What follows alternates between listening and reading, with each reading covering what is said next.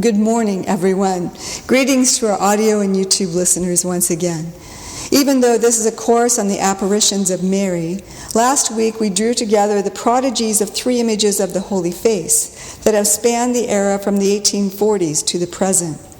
We did this for several reasons. Although I couldn't quote 50 messages to Sister Marie St. Pierre in an hour, Our Lady did speak to her, not just our Lord. And the burden of the Holy Face message concerned the first three commandments, which, because the Archbishop took no notice, Sister Marie St. Pierre pleaded with Mary to appear to someone in another diocese to make known these messages. Thus, the La Salette message of Our Lady in Tears is closely allied with images of Jesus, or God, the Father, shedding tears. The apparition of La Salette is a vital piece in the mosaic. In fact, it could be argued that it forms a central motif, and it deserves more attention in this series than some others, precisely because it's not well known. The message was unpopular and persecuted, even though it was approved. The sweeter apparition of Lourdes, 12 years later, would draw devout pilgrims to another mountain town of France, and interest in La Salette would die down. Meanwhile, the call to reparation, which permeates virtually every modern apparition of Jesus and Mary, was taking root in the hearts of Catholics. As we saw last week, God raised up Saint Therese by allowing her to work thousands of miracles, which attracted attention to her little way, which was nothing less than the way of reparation. Therese quoted Marie St. Pierre directly or indirectly many times. Today we'll turn our attention to the original public part of the message of La Salette and to Maximin, because he represented the end product of what neglect of religion had done to Catholic France. I have brought together all the English accounts that I could find of him, as well as a few pieces of information I gathered when I went to La Salette last summer. Unfortunately, there is no English biography of his life, but I get the impression that even in French, the biographies are sketchy. Maximin did not leave a diary or write many letters. Well, let's begin. Childhood. Maximin Giraud was born at Cours on August 26, 1835. It's in the southeastern part of France, in the Alps, not far from Italy. His mother, Anne-Marie Templier, died when little Memon was only 17 months old. He had one sister from the marriage, Angelique, who was nearly 7 years older. Their father, Germain Giraud, brought in a few francs by fixing wheels on wagons and stagecoaches, but most of his earnings went to alcohol. He took delight as one of the heaviest drinkers in Cours. There was little work in that tiny town in the Alps, so he had plenty of time to indulge in the fine arts, not of culture and Catholicism, but of drink and smoke. Giraud may have occasionally given his son a demonstration of his wheelwright trade, but for the most part he was too intoxicated to pay attention to Memon. The boy was never sent to school. He was sent to the streets. His new stepmother, Marie Court, chased him into the streets. Embittered by her difficult marriage and the poverty, she slapped and beat the boy, reserving her affection for her own children. By the time of the apparition, when Memon was 11, he couldn't read. He spoke only the local dialect, a mixture of Spanish and Italian. Almost all the French he picked up was "Chaite, mon bon monsieur, alms, please, sir," when he tried to beg some stray visitors to the town, like stagecoach passengers. No one took him to church, but on his father's lap in the cabaret, Germain Giraud taught his son the Hail Mary. That was the one prayer Memon knew. But the townspeople loved him. Memon Giraud was cheerful, sportive, uninhibited. He liked people. He enjoyed the company of almost everyone. He was cheerful and sociable, and easily made friends among the other street urchins of Cours. He was never a thief, despite often going hungry. His trademark became throwing stones at anything and everything. When he was given food, the first portion went to his dog, Lulu. I was able to visit the town of Cours and his own home, which is now a liquor shop. The young man in charge that day was a descendant of one of Maximum's nephews. Like Memon, he had a mop of black hair, large dark eyes, and a complexion that was more Mediterranean than the fair skin of northern France. He was slight of build and medium height. The nephew further resembled Memon by his kindness, his ready smile, and his willingness to share information. He told us something that I've never read in any book. He said that the townspeople believed immediately in the children's story about having seen Our Lady, because on the day of the apparition, when Melanie and Memon were walking home from the pasture, witnesses were astonished to hear them conversing in Latin. That sign and the reputation that both children had for honesty gave nearly instant credibility to the locals. Memon's home was among many that were crowded around the church and plaza. No yards, narrow streets. It was a 2-minute walk to Melanie's house, but the two children were no more acquainted with each other than with the nearby church. Melanie was the Cinderella of her household, and from the age of 6 she had been hired out as a servant, a babysitter, or shepherdess to various poor families higher up in the Alps. Until his death at 39, Memon would bear the signs of his harsh childhood. Psychologically, he was unstable. He found it difficult to concentrate. He was forever fidgeting, twirling his hat, or racing around. The nuns called him perpetual motion. His fragile health, due to long years of malnutrition, led to his early death. So how did the street kid end up in the pasture on La Salette with Melanie on the day of the apparition? A shepherd was sick, so his employer went down to Cour in search of a replacement to hire someone for a week. He struck a bargain with Germain, who insisted that Memon take the family goat to pasture it also.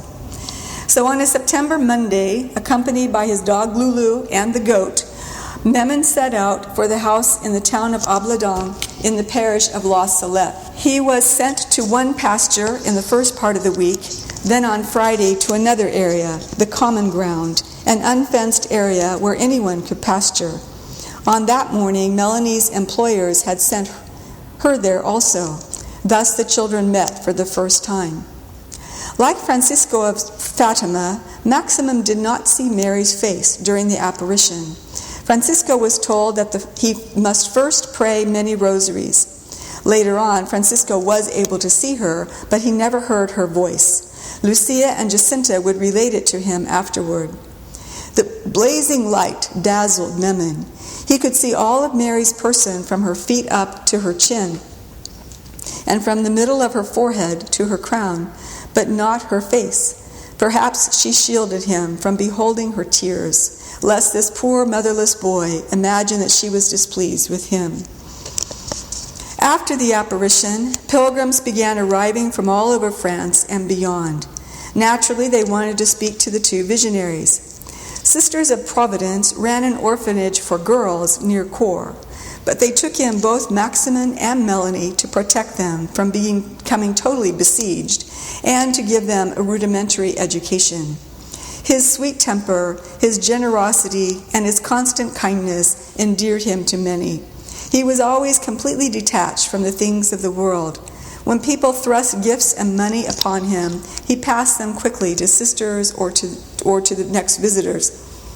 Memon's father was converted by the apparition of La Salette, as were many in the little town of Cour. He became devout and attended Sunday Mass, but he did not live long. Within 3 years following the apparition, Memon's father, his stepmother, and his half-brother Jean-François all died. His uncle, his mother's brother, became Memon's guardian. Memon stayed with the sisters for 4 years.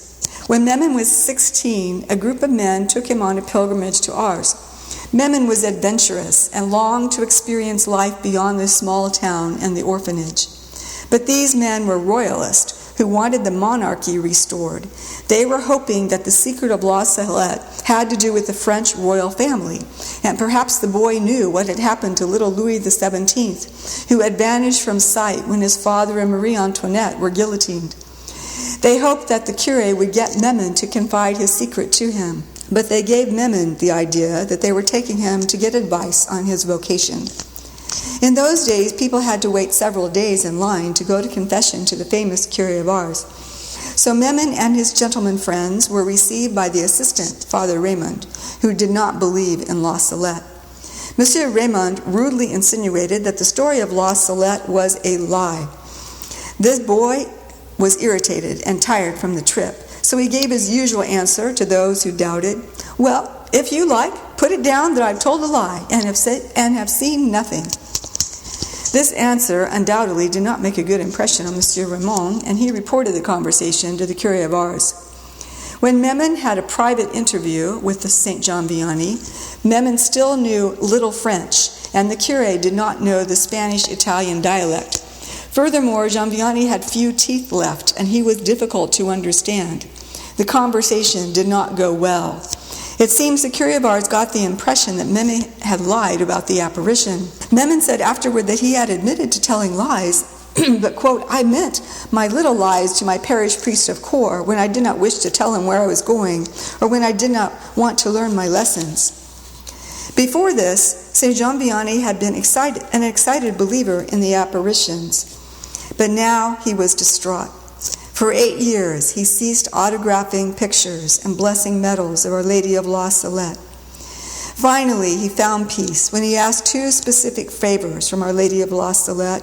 Both were granted and his faith restored. He once again encouraged pilgrims to go to La Salette, but the damage had been done. In the minds of many, La Salette would remain under a doubtful shadow. Maximin thought he might have a vocation to the priesthood. Over time, he tried 3 different seminaries, but never persevered. Every book I've read states that the problem was Memon. He was unstable. He couldn't concentrate on his studies. He didn't have sufficient intelligence. But when I was in France, there was a strong oral tradition that Memon was quite serious about his vocation. That's why he entered 3 different seminaries. But the problem was the secret, confided to him by Our Lady of La Salette. Superiors in the seminaries would not allow him to advance in his studies unless he would agree to tell the secret. We have to bear in mind the class divisions within France. Memon was despised for being on the lowest rung of the ladder. He was looked down upon by the educated and the wealthy, who felt they had a right to control him. He left the seminary life and gave up his aspirations to the priesthood. Memon meandered throughout France, trying to find decent employment. Some say his poor understanding of mathematics disqualified him for many jobs. He evidently studied medicine, but eventually gave up hope of becoming a doctor. Where did he find the funds for his studies? And what cities did he live in? And how did he live? Did anyone write a detailed chronicle of his life? The times were very unstable in Europe, with wars and revolutions happening all the time.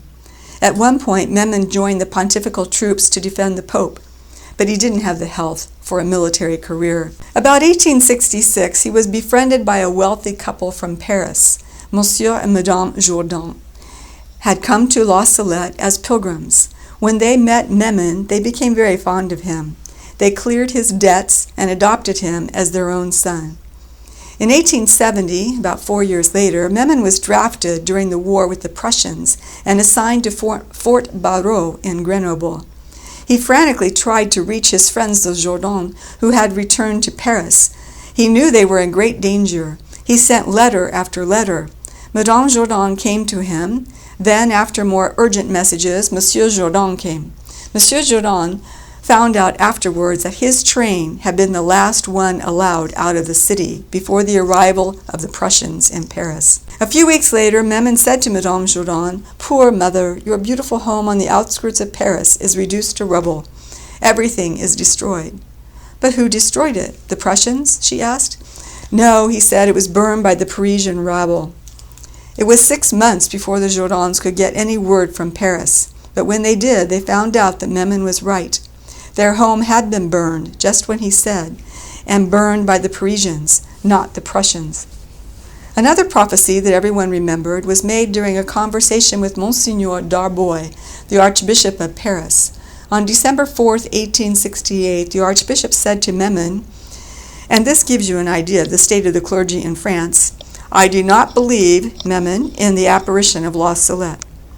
Well, Monseigneur, since you do not want to believe in La Salette, will you believe me when I tell you that one day you will be shot? In 1871, on the way to his execution at the prison of the Roquet, Monsieur Darboy turned to his entourage and said, Maximin told me that I would be shot. Wherever he went, even in devout circles, Maximin was celebrated as the visionary of La Salette. People watched him, and he edified them as a faithful witness. In seminary life, he edified one of his priest tutors by his request that they say the full 15 decades of the Rosary together at night. In soldier life, he had a distaste for jokes, even slightly off color. The racy talk of soldiers was not for him. He never indulged in it, and when he chanced to overhear it, it palpably disgusted him. His heart remained always worthy of the Blessed Virgin, said a companion of the barracks. He was never soiled. In Paris, when it was suggested that he join in picking up streetwalkers, Memon was horrified.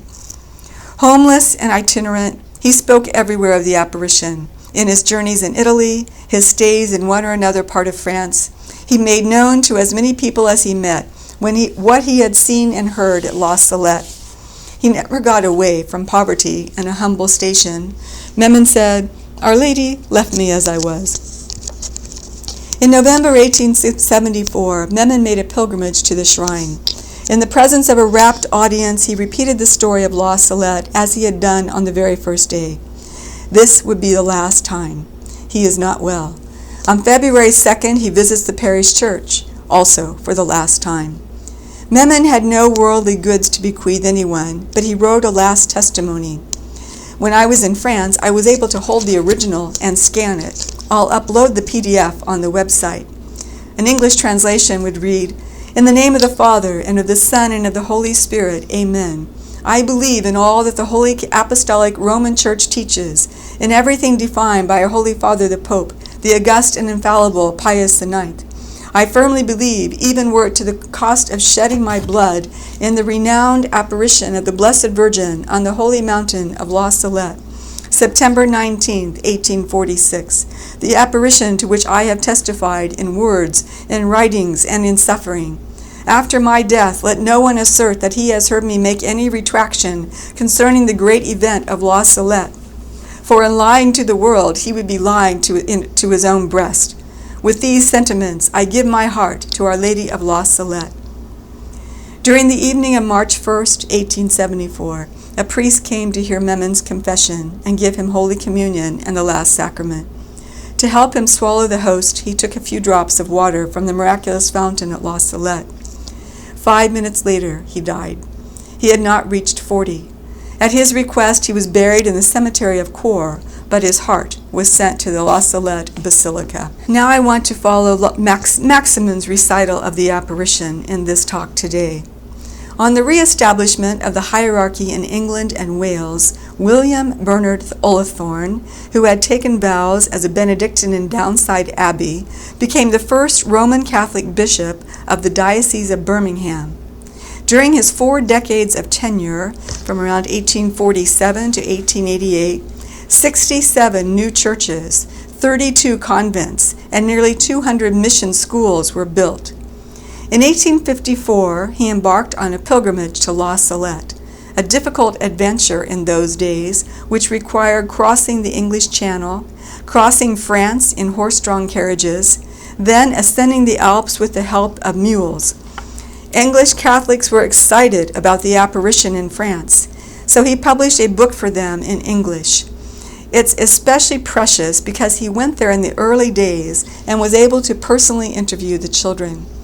His little book is available on the internet, and I'll upload it to the website. A lot of it describes his travels, so I'll concentrate on his interview with Maximin and Maximin's employers. The first employers deposed. Quote, Maximin came to the village of Ablaudon of the 14th of September 1846. He went on that day and the following days to guard 4 cows in my property on the top of the mountain Aubassé, a little distant from the summit, where the cross has recently been planted. The whole of that slope belonged to private proprietors, but the commune of La Salette possesses the property of the level, on which the events passed of which Maximin and Melanie speak. Since I feared little Maximin might not be careful enough of the cows, and they might easily fall into one of the numerous ravines, I went and worked in that field, that is, on the opposite slope, on Monday the 14th, Tuesday, Wednesday, and Friday of that week. I declare that during all these days I never lost sight of the boy. On Friday the 18th, I saw him playing with little Melanie Matthew, who guarded the cows of Baptiste Pra, my neighbor, whose field joined mine. I never saw them together before. They both went very early Friday morning to their fields and did not return until night, when, after having their suppers, they went to bed. I think this is the other employer's testimony. I didn't get this straight. I'll have to fix this paper. On Saturday the 19th, I returned to my field as usual with little Maximin. Towards 11 o'clock or 11:30 in the morning, I told him to take the cows to the spring on the level, that is, the spring on the north side of the mountain. The child then said, "I will go and call Melanie Matthew, and we will go together." On that day he did not return to me in the field after taking the cows to drink. I only saw him again that night at the house, when he brought them back to the fields after taking the cows to drink. When he brought them back to the sheds. I then said to him, "Why, Maximum, didn't you come back to me in the field?" He said to me, "You don't know what happened? I found by the stream a beautiful lady who talked to me and Melanie a long time. I was afraid at first. I did not dare to fetch my bread, which was by her. But she said to us, 'Fear not, my children, come near. I am here to tell you great news.' And the child then recited to me what he had so often repeated since to all who questioned him upon it." Thus concluded the employer's testimony. So the bishop introduces now the public apparition. I'm quoting from the book. I'm extracting pieces. It's not a perfectly straight quotation, but you can find it in the book. The 19th of September, 1846, fell on a Saturday. It was also the eve of the festival of Our Lady of the Seven Dolours. Maximin and Melanie, conducting their cows, came down together from the mountain of La Salette upon the level, or terrace, called Sous le Baie, literally under the drops. And I'm inserting, can we say under the droplets of her tears? The day was serene, the sky cloudless, the sun shone brilliantly. It was about midday, for they heard the distant sound of the Angelus bell. They took their provisions and ate them by the side of a little spring called Alehom. Apparently it's a name in patois. It doesn't translate in French. On the right side of the little stream called Cézia. When they had finished their repast, they descended, crossed the stream, and laid down their bags separately near the place where another spring sometimes flowed, but was at that time dry, though soon to become forever famous. They descended a few more paces, and then, contrary to their usual habits, as they afterwards said, they lay down at a little distance from each other. Melanie awoke first, and not seeing the cows, she awoke Maximin. They then crossed the stream together, ascended in a straight line to the opposite ground, and on turning round saw the cows lying on a gentle slope of the Mount Gargas. They were about to return towards the dried-up spring to pick up their bags when they saw a bright and dazzling light. And here the Archbishop said, we'll follow Maximin's recital. After we had given drink to our cows and eaten our meal, we fell asleep beside the little stream, close by a little dried-up spring. Melanie awoke first, and she awoke me to go and look after our cows. We went to look for our cows, and on turning round, we saw them lying on the other side of the mountain. Then, as we were coming down, Melanie saw a great brightness on towards the spring, and she said to me, "Maximum, come and see this brightness." I went towards Melanie, and then we saw the brightness open up, and within it we saw a lady sitting like this. And Maximum sits down with his elbows on his knees and his face in his hands. And we were afraid. And Melanie said, "Oh my God," and she let her stick fall.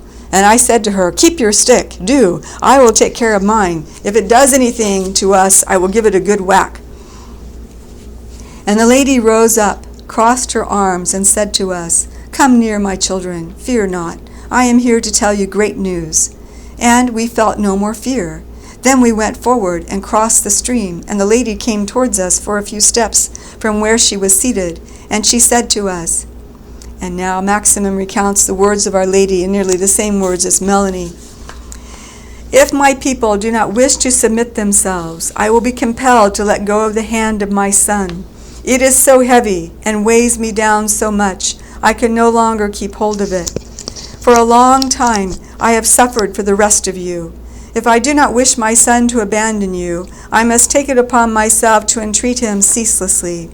And the rest of you, you think little of this. In vain you will pray, in vain you will act. You will never be able to make up for the troubles I have taken for the rest of you. I gave you 6 days for work. I kept the 7th for myself, and no one wishes to grant it me. This is what weighs down so much the arm of my Son. Those who drive carts cannot swear without putting the name of my Son in the middle. These are the 2 things which weigh down so much the arm of my Son. If the harvest is spoiled, it is only because of the rest of you. I made you see this last year with the potatoes. You took little account of this. On the contrary, when you found decayed potatoes, you swore oaths, and you included the name of my Son. They will continue to go bad. By Christmas, there will be none left." At this point, we were trying to interpret the word potatoes. She was speaking in French. I thought I understood to be apples. The beautiful and good lady, reading our thoughts, repeated, "You do not understand, my children? I will tell you in another way." And then she repeated the above message in the dialect district, which was a mixture of Italian and Spanish and French. "If the harvest is spoiled, it is only because of the rest of you. I made you see this last year with the potatoes. You took little account of this. On the contrary, when you found decayed potatoes, you swore oaths, and you included the name of my Son. They will continue to go bad. By Christmas, there will be none left. If you have wheat, you must not sow it. The insects will eat all that you sow, and all that springs up will fall to dust when you thresh it. A great famine will come. Before the famine comes, children under the age of 7 will begin to tremble, and will die in the arms of those who hold them. The others will do penance through hunger. The walnuts will go bad. The grapes will become rotten. If they convert, the stones and the rocks will change into wheat, and potatoes will be found sown in the earth. Do you say your prayers well, my children?" Oh, we both replied, "Not very well, madame." "Oh, my children, you must say them well, morning and evening. When you can do no more, say a Pater and an Ave Maria. And when you have the time to do better, you will say more.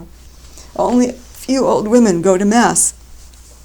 The rest work all day Sunday in the summer, and in the winter when they are at a loose end, they go only to Mass to make fun of religion. During Lent, they go to the butchers like hungry dogs. Have you ever seen any spoiled wheat, my children?" We both answered, "Oh no, madame." And the Holy Virgin turned to Maximum, saying, "But you, my child, you must have seen some once near Coin with your father. The farmer said to your father, 'Come and see how my wheat has gone bad.' And you went to see. Your father took 2 or 3 ears in his hand, rubbed them, and they fell to dust. Then on your way back, when you were no more than half an hour away from Kor, your father gave you a piece of bread and said, 'Take it, eat it while you can, my son, for I don't know who will be eating any next year if the wheat is spoiled like that.'" Maximum replied, "It's quite true, madame. I didn't remember." And I'm going to insert here somewhere, I don't know if this book or another, they said every time Maximum retold this whole account of the apparition, he would always look astonished that Our Lady knew what he said and did with his father that day. It was always an amazement to him. The Most Holy Virgin at this point gave them each a secret and brought her speech to an end in French, not the patois. "And so, my children, you will make this known to all my people." The most beautiful lady crossed the stream, and after 2 more steps, without turning back towards us who were following her, she repeated to us, "And so, my children, you will make this known to all my people." Then she ascended some 15 paces, gliding over the herbage as if she were suspended, and moved on by other hands. Her feet only touched the top of the herbage. We followed her up the ascent. Melanie passed before the lady, and I to one side at a distance of 2 or 3 paces. Before she disappeared, this beautiful lady rose up like this, and Maximum marks with his hands an elevation of about 1.5 yards. She remained suspended thus in the air a moment. Then we saw her head no more, then the arms no more, then the rest of the body no more. She seemed to melt. And then there remained a great light, which I tried to catch with my hands, as well as the flowers she had at her feet, but there was nothing there. And Melanie said to me, "It must be a great saint." And I said to her, "Oh, if we had known it was a great saint, we would have asked her to take us with her." Afterwards we felt great satisfaction, and we spoke of all we had seen. And then we looked after our cows. At night, when we had got home to our masters, I was a little sad because of Mary's sorrow. And as they asked what was the matter with me, I told them all that this lady had said to me. The Archbishop asked, "Tell me, Maximum, when did the lady give you your secret?" "After she had said the grapes will rot and the walnuts will become bad. Then the lady said something to me in French and said, 'You shall not say this, nor this, nor this.' And she also kept silence for a short time, and it seemed to me that she was speaking to Melanie." The Archbishop asked, "And what o'clock was it when you woke and saw the lady?" Maximum, "It was about 2 or 3 o'clock. The Archbishop goes on, "The London Times, not very favorable to apparitions, admitted that the children were not the deceivers. During the apparition, Maximum was as restless as he always is. He was as free from human respect. He kept to his stick. If it did anything, he would give it a good knock. He took his hat off his head and twirled it on his stick and put it on again. With the end of his stick, he sent the pebbles rolling about. Various thoughts passed through his head. He says he had heard talk of sorceresses, and he thought she might be a sorceress. Then, when the beautiful lady spoke of the heavy arm of her son, he thought she meant that her son had been beating her, and for, as he later explained, he did not even know then that the lady was the Blessed Virgin. He said at another time that though he knew there was a Blessed Virgin, yet he did not know at that time who she was." Let's look a bit at, just to comment a bit on what she says here. "If my people do not wish to submit themselves." I found a very good blog written by a German who went on that says, if the people do not wish to submit. He says, how common is that today? We won't submit. We won't obey. Rebellion is always in the air. There's just a lack of humility. And she says, "I will be compelled to let go of the hand of my son. It is so heavy, and I have suffered a long time for this, and yet you will never make up for all my troubles." So here we have her mediation. She is pleading for us. She is in heaven concerned about us. She is interceding for our salvation. Now, over and over, she says, "the rest of you." And you'll find some books and translations that just say "you" rather than "the rest of you," because it seems so strange. It doesn't seem to make sense in English. But it doesn't make a lot of sense in French either. It was a very enigmatic expression. I think she was not addressing the children or the devout, but the rest of you. The harsh words were really for those who were not obeying her son. Now, many take exception to, "I gave you 6 days for work, and I kept the 7th for myself, and no one wishes to grant it to me. And this is what weighs down so much the arm of my son." How could Mary say that she gave us 6 days for work and kept the 7th for herself and wants the adoration of the 7th? How can she say this? This is blasphemous to some people. But she's actually speaking in the tone of Old Testament prophets who speak on behalf of God. Let's look at a quote from Elijah in the book of Kings. He said to Ahab, "As Yahweh the God of Israel lives, before whom I stand, there shall be neither dew nor rain these years, except by the word of my mouth." Yahweh uses his prophet as an instrument, and they are his mouthpieces. So it gets mixed up at times who is the first person. "Those who drive carts cannot swear without putting the name of my son in the middle. These are the 2 things which weigh down so much the arm of my son." 2 things, she says, and yet it comprises all of the first 3 commandments. Blaspheming the holy name violates the first commandment, "I am the Lord thy God, and thou shalt not have strange gods before me," and the second, "You shall not take the name of the Lord my God in vain." Because if you're taking his name in vain, you're really not worshiping him, but worshiping whatever else you're doing. You have other idols going on in your life.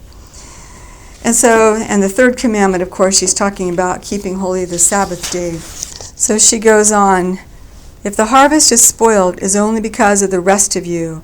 I made you see that last year with the potatoes, and you took little account of this. It will continue to go bad. And she says the potatoes will go bad, the walnuts will go bad. And before the famine comes, children under the age of 7 will begin to tremble and will die in the arms of those who hold them.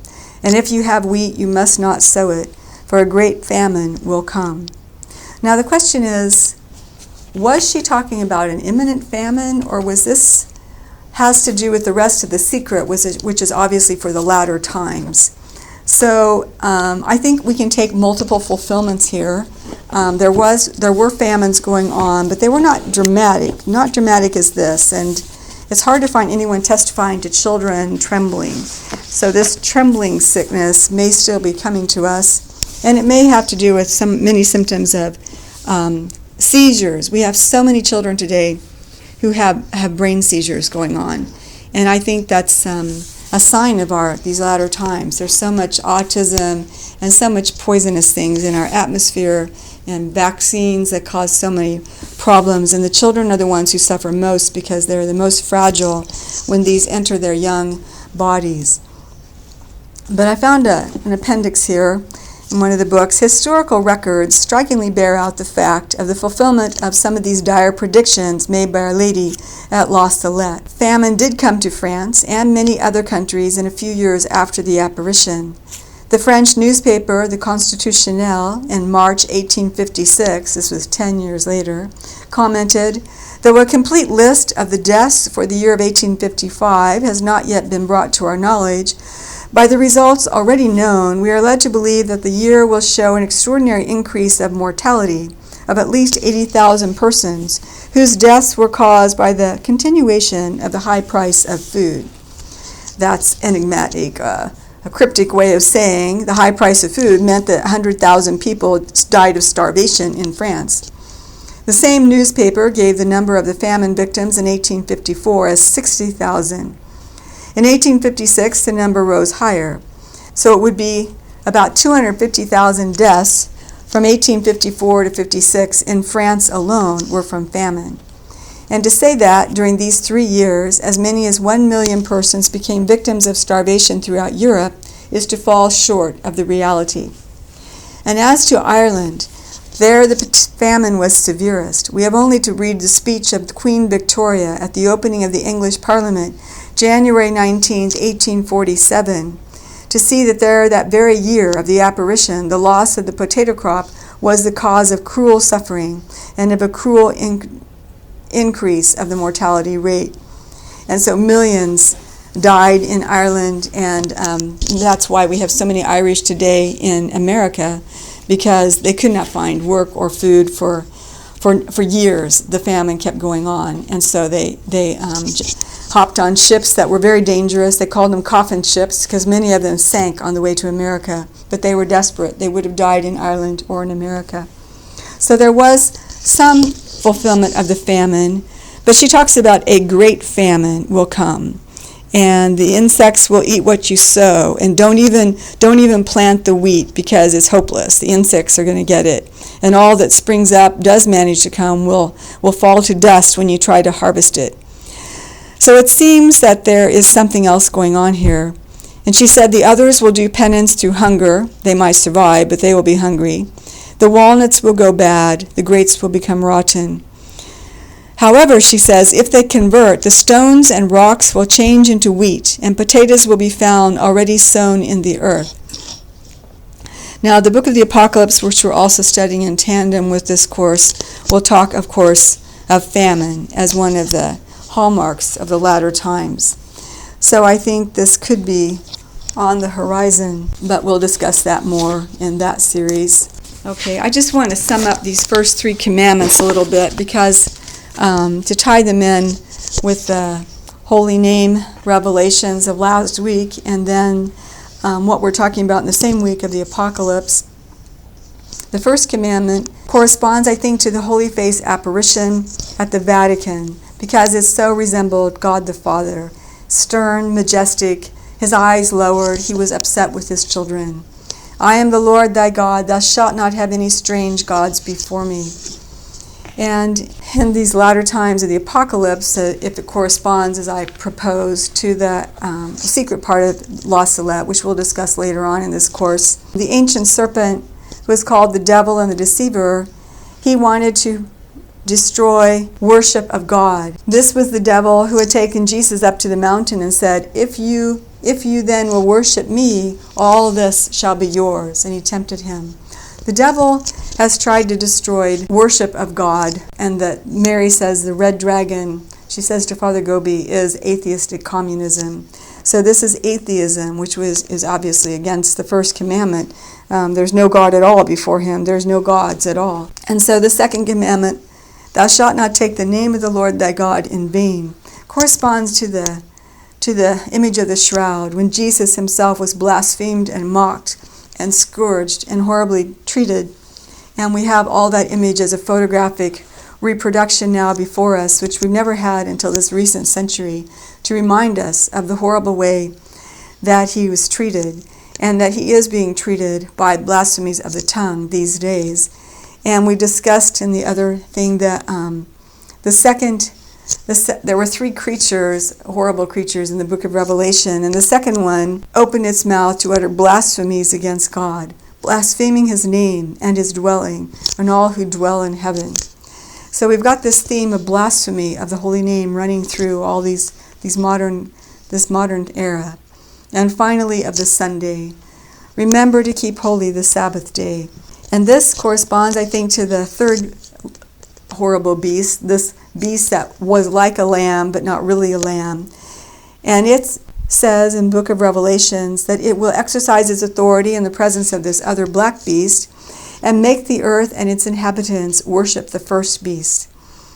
And I think this worship corresponds, of course, to the worship going on on the Sabbath day. But since we said that it's the three persons, we connected that to the third veil of monopelo, which is an airy veil like the Spirit, which just moves in the breeze, and you can really see through it in full light. The image it gets hard to see except when you look at it intently, and then it's difficult to photograph.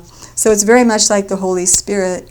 This third beast, we align with this third commandment, remember to keep holy the Sabbath day. So it's the Holy Spirit who urges us to remember. He reminds us, he guides us to do what we're supposed to do, to be our conscience. And so remember to keep holy the Sabbath day. And as we said last week, is often profaned as a day of entertainment, a day of amusement, and people sometimes work harder than ever on the Sabbath. And how many are going to church? Attendance at all denominations everywhere is falling off drastically. So this apparition of La Salette is timely in many levels. So here was the first introduction, and we'll continue with our series on Mary's apparitions as a mosaic next week.